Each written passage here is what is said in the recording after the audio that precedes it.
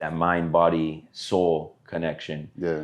you're going to discover a lot, and sometimes it's going to be ugly, Mm-hmm. but you got to go through that, right? It's like how a snake releases old skin, Yeah. right? Yeah. And we got to go through these like re-healings of ourselves, right? We have these traumas that maybe we've never really paid attention to, right? Yeah. And all of a sudden it's just kind of buried in here, and then all of a sudden you're like, wait a minute, that's why I'm pissed all the time. Yeah. I'm angry all the time, Yeah. right? And it's amazing how like strong and powerful those things are when they're left hidden, when you don't shine a light on it. You know, it's like it's like a monster that's in the shadows and it's just bothering you because you don't know it's there necessarily, and it's not. But as soon as you shine a light on it, it's like it withers away. So it's just the awareness of it in itself is. I was about to say that. Yeah, the awareness of There's it. There's power in awareness, right? 1,000%. And 1,000%. without that awareness, you're not going to be able to discover the ugly or the good.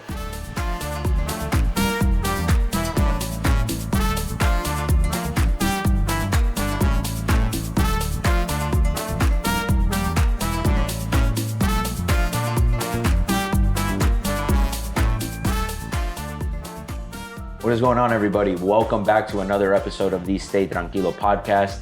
We're here in partnership with PAC, Pro Athlete Community. We got Jelani Jenkins in the building.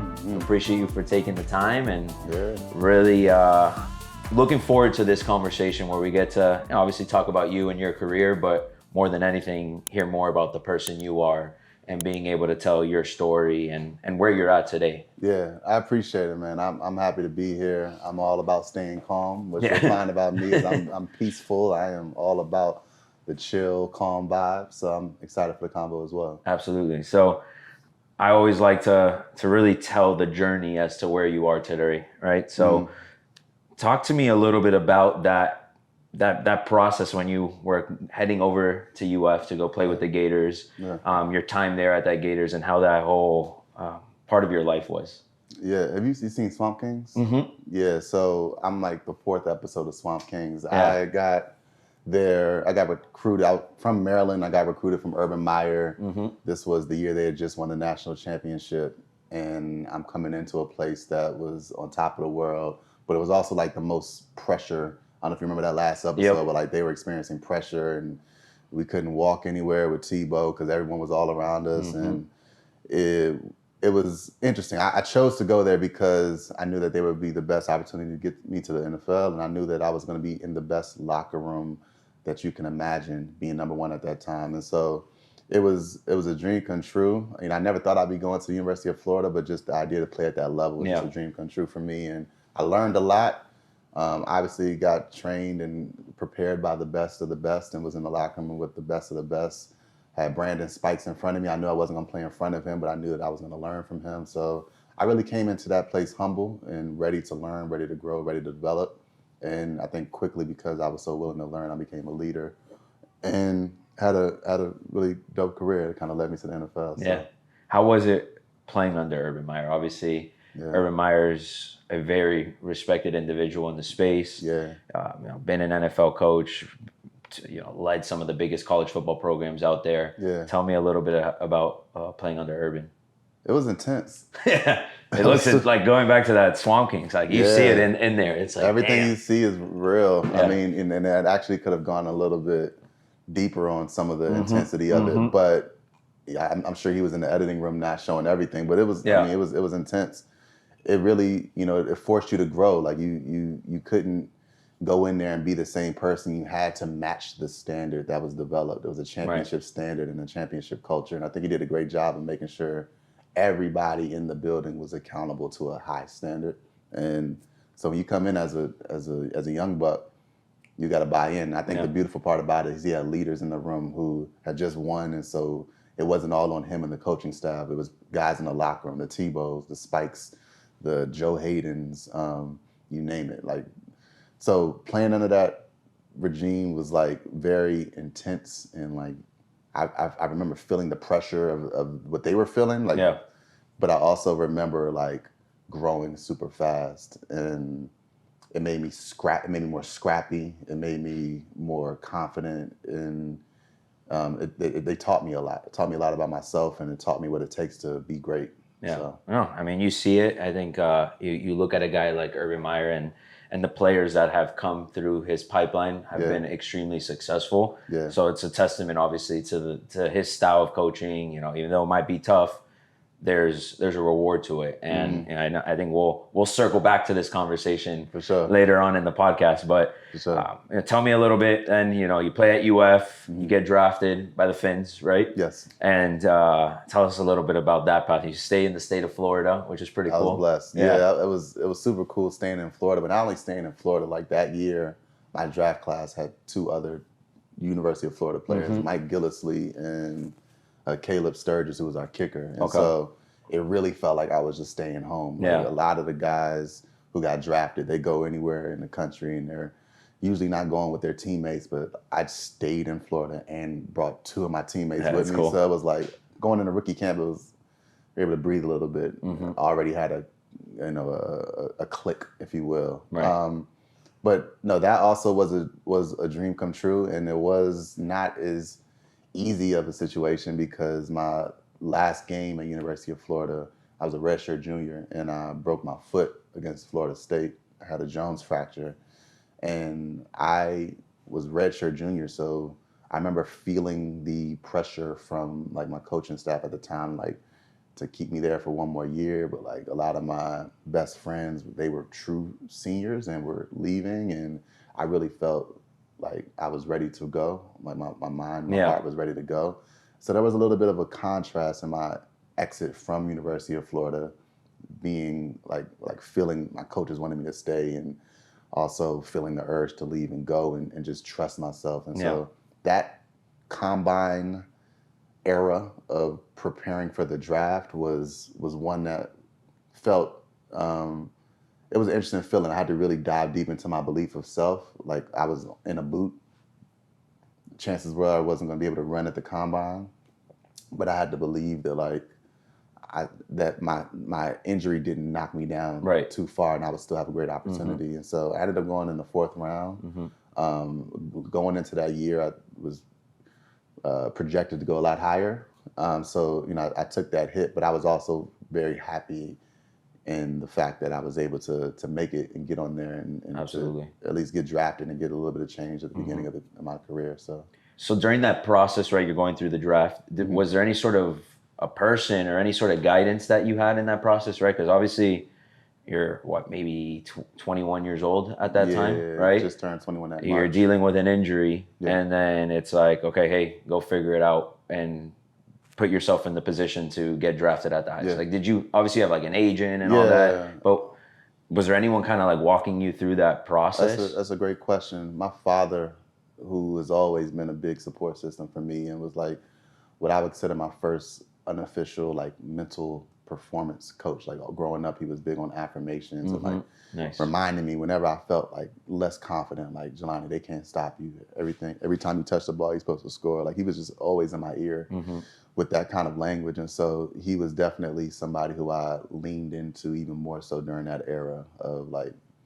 I believed in myself, but it was good to also know that I had somebody in my corner who believed in me as well. That's huge, So that confidence allowed me to keep on moving through that period, and the reward was seeing my name called. And it was not easy draft day when you see like day 1 goes by, your name's not called. Day 2 goes by, round 2, round 3, your name's not called. Now you got 2 nights where you're thinking up at night. Exactly. Like, you know what I mean? And I remember the night before that draft, it was hard to see. Like I'm gonna find out tomorrow. I could be anywhere in the country.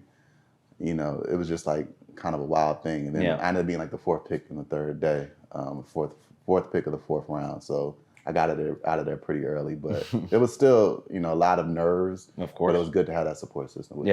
No, that's huge. I mean, it's a pretty, I wouldn't say common thing, but you look at, year over year, these stories in the drafts, like where, hey, you're projected a 1st or 2nd, day pick, and all of a sudden you're falling. Obviously saw it with a guy like Shedeur this year, right? Like that was a huge thing. Yeah. But and I would love to hear your perspective on this. Like how much of that is motivation moving forward now? Yeah. It's like, hey, here's my opportunity, right? Because that's a blessing at the end of the day, whether you go first round or sixth round, right? Yeah. At the end of the day, you have the opportunity now to live out your dream and play football at the highest level. Yeah. Maybe you're not where you were expected to be, but at the end of the day, it is a blessing. So how do you put that into perspective when something like that happens, where you don't get where you thought you were going to be, but at the end of the day, you still have the opportunity to go play football?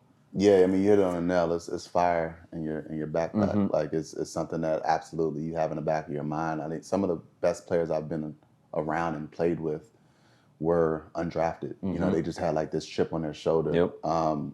So the biggest thing I would say for everybody is, at the end of the day, you want that opportunity to show what you can do as soon as you get your foot in the door, to show what you can do. Depending on how early you get picked up is usually, like if you get picked up later on, you're usually in a battle, you know, from the moment you get in. True. It's not, you're not, you know, you're not committed into a spot. Yeah. And so you just kind of know that. And so it kind of makes you even more gritty. Like, I got this opportunity, but it doesn't mean I'm gonna make the team when they do that final cut. Yeah, exactly. If you're not in the first or second round. And so, yeah, you gotta play with that chip on your shoulder, and you gotta just find ways to be valuable in the best ways possible, and just know your goals ultimately weren't just to get drafted, but for me, it was to like be a starter. It was to be an impact player. So focusing on those goals, and those goals are still ahead of you, and it doesn't end by the draft day. Right. So. How I guess much of a transition was it getting into the NFL from college? Like, Yeah. obviously there's like a certain bond, I feel like, when like, college locker room, like you're bought into this program, right? Like the way recruiting goes, and you're sharing the same walls like for 4 years. Obviously there's a little bit of movement, but the NFL feels like there's way more turbulence in that world, right? Tell me a little bit about that. You asked some great questions, man. Now you hit it right on the nail, because what I loved most and I missed most, what I loved most about football was that brotherhood. And it was in college, prior to the transfer portals and the NILs of the world. Like, you go in freshman year with your group and you're with them for 4 years. Yeah. And when I played with the Dolphins, I mean, there's a lot of turnaround. I still kind of had this naive sort of like college feeling where I felt like the organization loved me like they would love everybody else. Yeah. Like, I still had this connection as if it was a college organization, but it was different. It was different seeing people sit with me by my locker 1 week, and then the next week somebody else sit next to me. Like, that was interesting. Yeah. I was fortunate to be an impact player pretty early on, to where my seat was stationary for years, and then I had other core individuals who I was looking at for years, and then there's kind of people outside of that core nucleus where there's turbulence and people coming in and out. So that was weird and interesting, and that really hit me more so when after my 4th year, when I went to another team and went into another organization, and realized, like, after my injuries that 4th year with Miami, that when I wasn't able to perform, they got me up out of there, and that was when I was like really hurt. Yeah. You know what I mean? That was, like I mentioned to you, what I loved most was that locker room in college. That kind of shifted things for me. And when I got to another team and I kind of started bouncing around, like that connective tissue, Right. which I loved the most, was no longer there. And that's kind of what started to usher me out.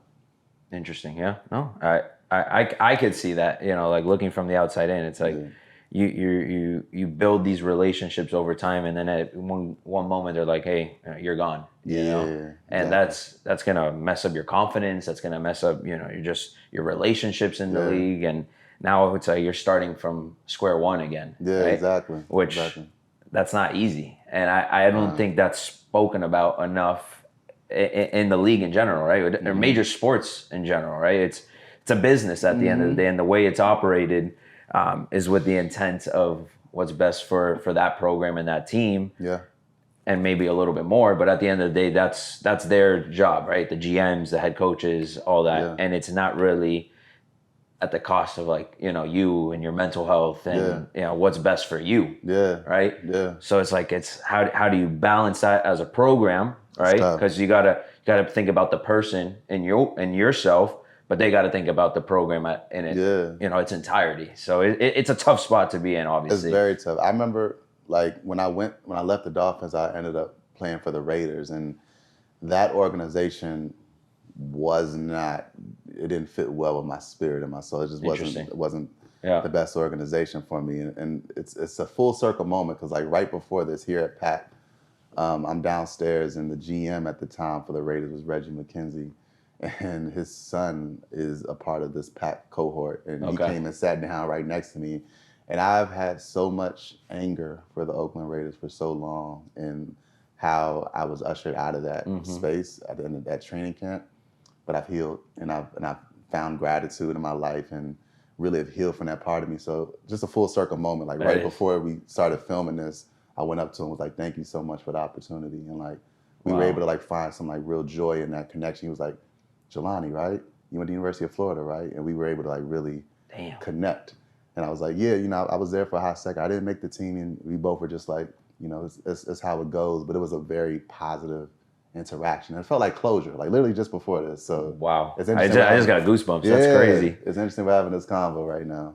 So you mentioned something that I think is interesting, right? You talk about kind of like that anger that was pent up, right? How was that process of healing, right? I mean, the fact that just happened, moments ago, but obviously you've done your internal healing and work to be able to work through that. How does that process look like for you? Yeah, it initially looked like escaping. It initially looked like doing everything I could to escape from that reality that I'll never play football again. And what that looked like for me, like I've never been addicted to anything but video games. And so it was like video games, but it was also a lot of cannabis. Like I remember my wife, she had just gotten this Polaroid camera. This is probably 8 months out of retirement. She just gotten this Polaroid camera and she was trying it out and she was just trying to see how it worked. And I was sitting on the couch and she took a picture of me with the Polaroid camera. And I remember on that picture, there was a big old bong on the table. I had my headphones on. I was playing Call of Duty. I had like 2 empty plates on the table. I had like clothes all around me. And I looked a little overweight for what I thought I was. And I remember seeing that picture and feeling like disgusted by it and like not knowing who that person was. And that was like the first wake up call for me to see that I wasn't really where I was supposed to be. So that was kind of the wake up call that led me to reach out to the head of player development for the Miami Dolphins, Caleb Thornhill, who is the co-founder of PAC. So like full circle moment. And that kind of started my journey. And so that healing for me started off, I met with somebody who's now one of my mentors that Caleb connected me with. He invited me to a Tony Robbins event, and that kind of opened my mind up to a lot of things. It got me into the passion of speaking and coaching and reading and meditating and just learning how to go within and I guess feeling more empowered. I think at the time I was pointing fingers at people outside of me. Not holding any accountability for yourself. Accountability for myself. And so that work was re-empowering myself and finding gratitude for my journey. And once I was able to find gratitude for my journey and all the ups and downs and the quote unquote failures, I was able to go back and like extract the gifts and the gold and the lessons that I learned from it and to be able to use it in the next phase. So that's beautiful. And I think I read a lot too. I like to meditate as well. I journal a lot. And there is a process through that you discover a lot, which I think is really interesting, right? When you put in the time to really pay attention to what's going on in here and what you're feeling here, right? Just like that mind, body, soul connection.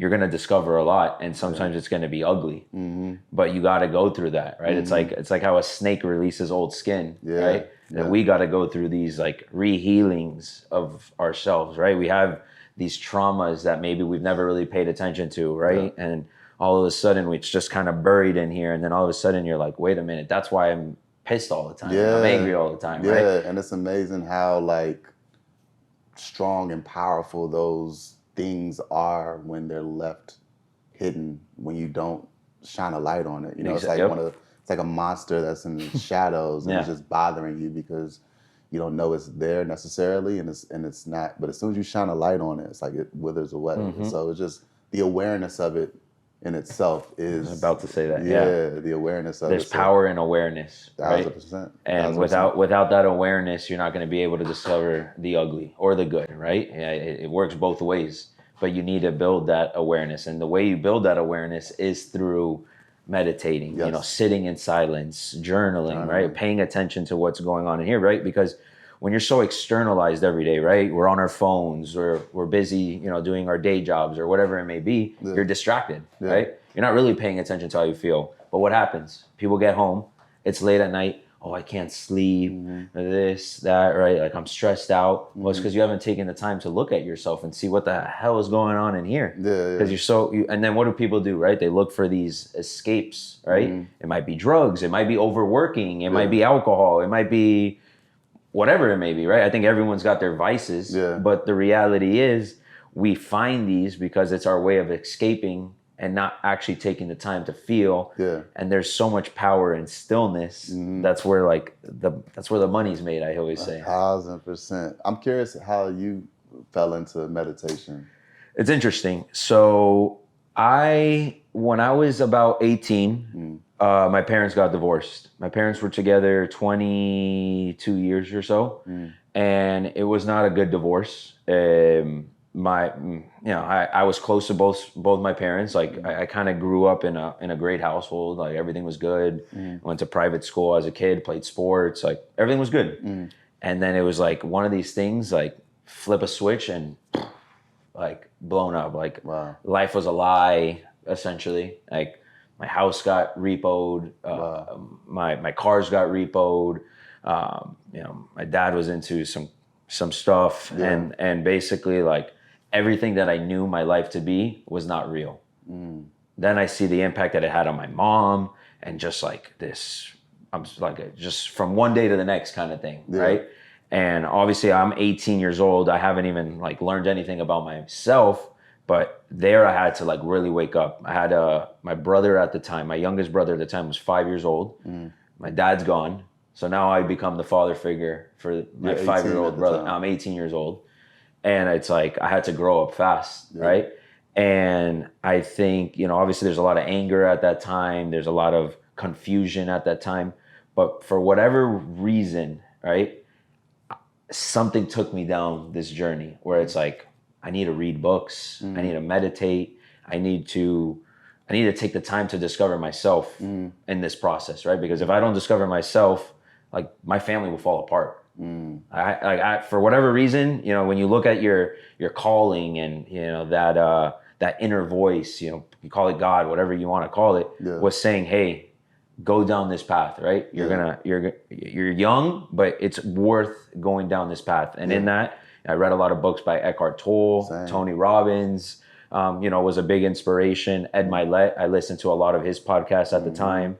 And a lot of these just like inspirational people, right? And hearing their stories and saying, yeah, I came from a really bad situation, but look at me now. But I had to do the work. I had to do this, right? And I just felt a connection to all these people that are very successful, very aware, very in tune with who they are, but it came from a place of pain. It didn't come from the good life. It came from a painful part of their life that forced them now to say, hey, I'm going to discover myself and I'm going to come out on the other side better from this. And it's really just, it was a journey. Meditating changed my life forever. Like I say to this day, I don't practice it as much as I want to now. I still do it here and there, but I not to say that I felt like I was like an enlightened human being, but I did feel like I was on a cloud all the time. Absolutely. You make a great point about like how that the pain and the challenges and pressure, how that can lead to some of these things. Like it's when we are not like feeling good within ourselves or something's not right or something really challenging is happening. I found like those moments when you like make a decision about what kind of life you do want to live, or you can see like, I do not like this. And you get angry. Like I used to think like getting angry was like bad.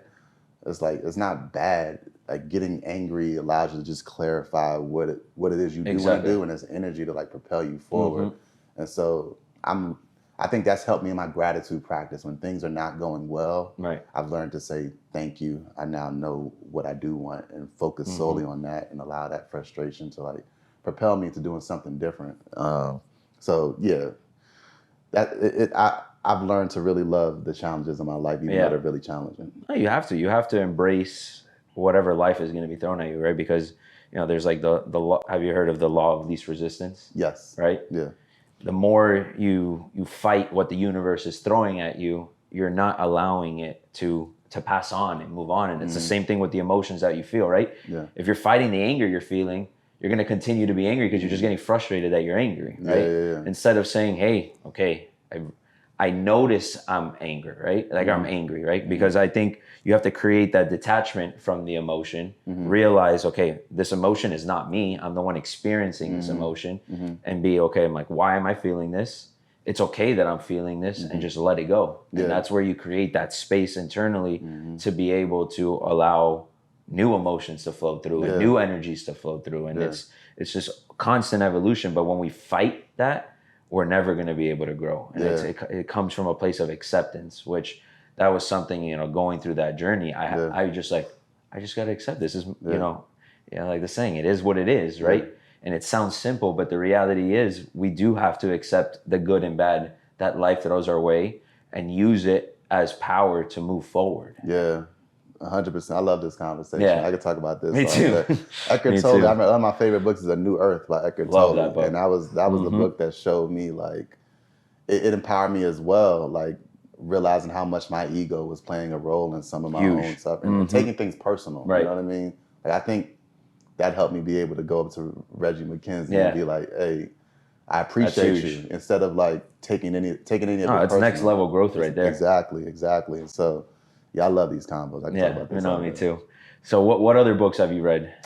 Another big one is Becoming Supernatural by Dr. Joe Dispenza. Yep.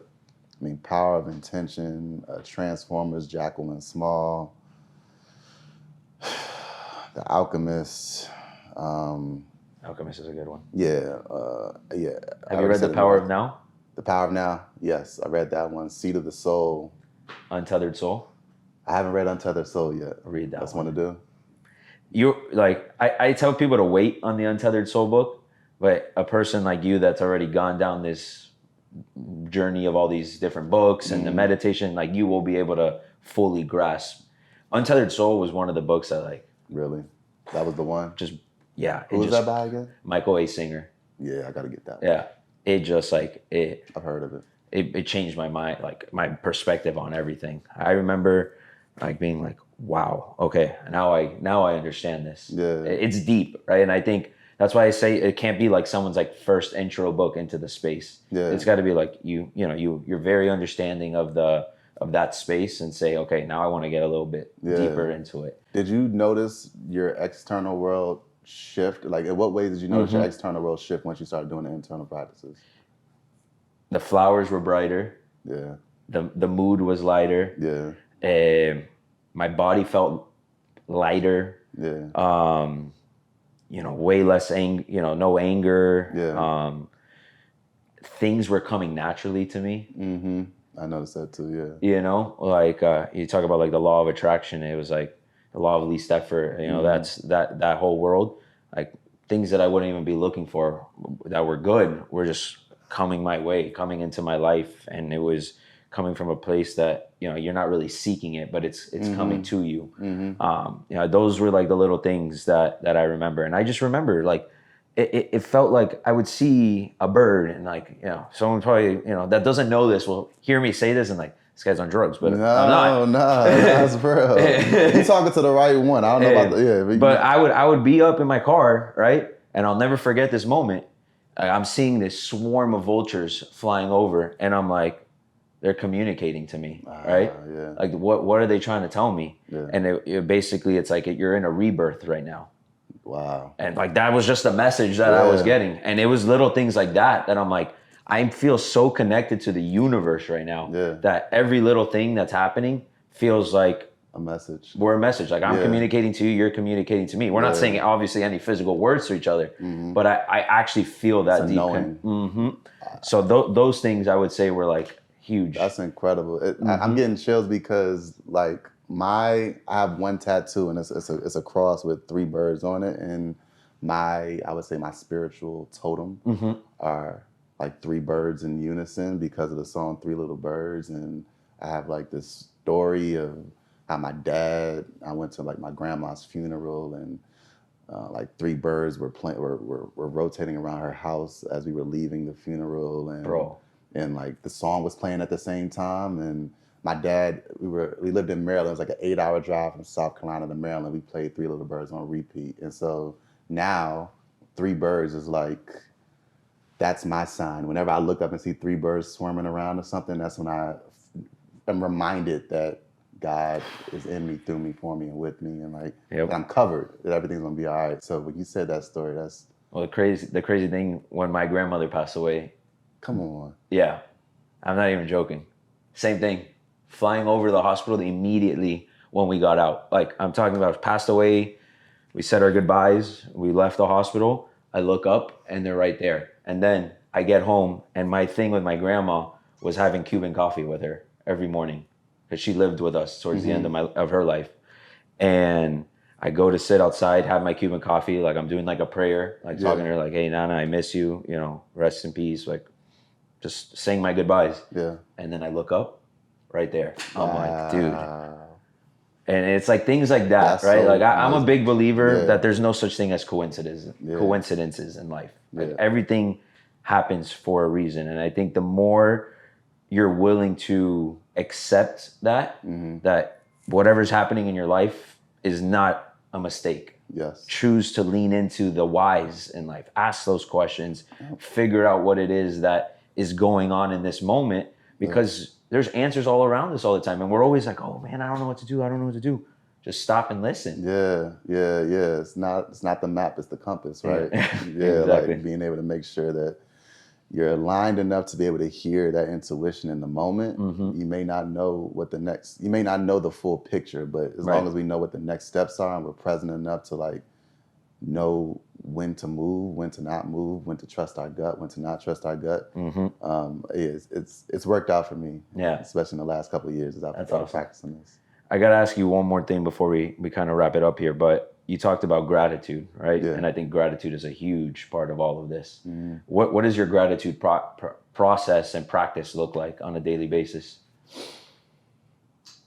I take gratitude showers. I take gratitude walks.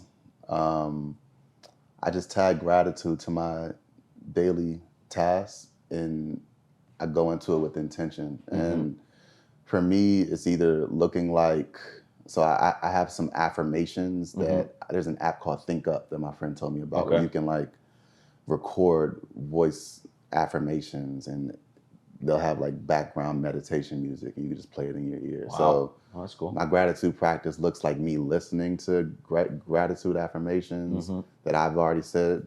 It looks like in my meditation practice, waking up with the sun, and there's times when I do like these 2-minute sessions where I'm just like spitting off all the things I'm grateful for. Yeah, it's just keeping it front and center, front of mind. Journaling, like I said, listening, journaling, reading, and just keeping it front of mind in everything that I do. Yeah. So it's something that has transformed my life from the inside out. I've also learned over time where gratitude lives in my body. So I've learned how to like I used to have to think about things I'm grateful for to feel grateful. Right. Now I just like know how to like open my heart center a little bit just through the amount of meditation that I've done. And that's like huge. I've gotten trained in like pranic healing and Reiki and all of that. So like I've kind of learned energy work and like how energy lives, chakras, and the story, all of that. So like I've kind of learned some practices and some visualizations to open my heart up. Nice. To where I feel gratitude without even thinking about something in particular I'm grateful for. No, yeah. I mean, I could go down a whole other can of worms with that. I met my brother. That's awesome, man. It was dope. No, well, I appreciate you taking the time. Love the vulnerable conversation. We got to do this again. Yeah, for sure. Because I really feel like we could get into a lot more out of this, but I think we did, hit, and always the intent, right, is like making that connection of you as the human, but also you and, you know, the things that you've done in your life. Yeah. And I know you had mentioned also that you're thinking about starting a podcast yourself, right? Yeah. I am, yeah. So my best friend, one of my best friends, Spencer Paysinger, we played together in Miami. He's a father. He is a husband. He is somebody who's doing incredible work. The show All American on Netflix is a story loosely about his life. And we go to Coachella every year together. Oh, for real? Every year. This year at Coachella, we were just talking about like wanting to put ourselves out there and like create content. And we landed on a podcast around fatherhood. And it's a podcast called Higher Valleys.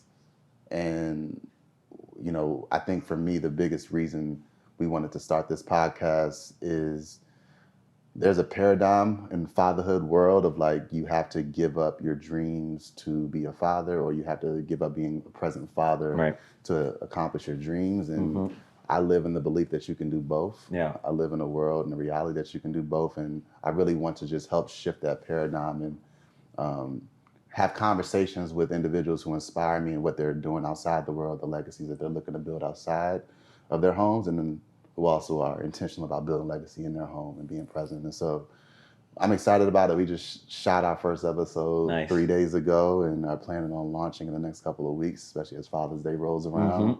So I'm really excited about it. That's something I could talk about forever. For sure. Yeah. No, yeah.